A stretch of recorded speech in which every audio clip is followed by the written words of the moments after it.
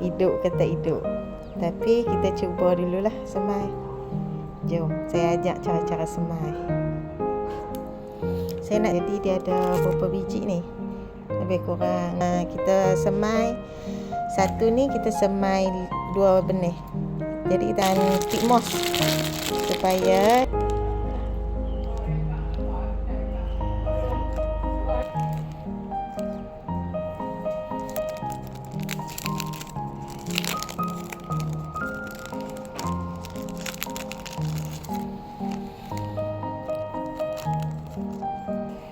kita ambil biji benih.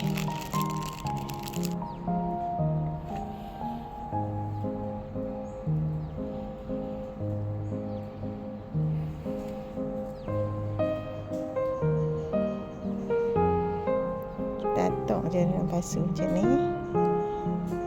Lepas tu kita tekan sikit. Tekan.